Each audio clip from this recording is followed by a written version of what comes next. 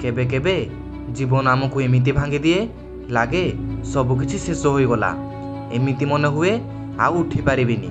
किंतु भाब जदि जीवन एमिति सहज हुए ताहाले फेरी आसीबा शब्दटा एते सुंदर कहीं शुणा जाइथांता। हाँ केबे केबे कंसिस्टेंसी भांगी जाए, मोटिवेशन शून्य हो जाए आउ आपण भाबंती मु आउ सेई मन भावरे नाही।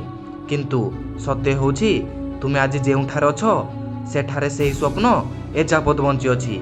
से मरी जाइनी, से मात्र अपेक्षा करुछि तुमे पुणी चेष्टा करबाकू। लोक कौन कहिबे छाड़ी दियो, दुनिया कौन बोलिबो भूली जाओ। बास ए कथा मने रख, तुम कहानी एठारे शेष होइनी।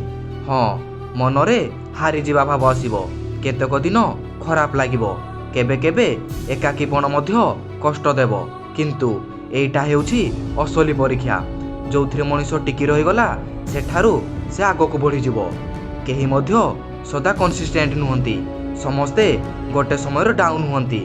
किंतु सफल हेउछंती सेई माने जे माने हारी जीवा परे मध्य फेरी आसंती। आज जेतेबेले तुमे निजको असमर्थ भाबुछ सेतेबेले मने रख एई फीलिंग ही प्रमाण जे तुमे आउ चाहुछ। जदि तुमे सतरे गिव अप करिथांतो ताहाले एई वीडियो देखि नथांतो। तुमे एठी अछो कारण तुम मन इच्छापत लड़ुछि। ये होछि साइन तुमे फेरी आसी पारिबो। हाँ तुमे फेरी आसी पारिबो, हेले ता पाई गोटे शर्त अछि। चेष्टा जारी रख, प्रतिदिन थोड़ा करो, एक स्टेप, एक लाइन, एक एक्शन।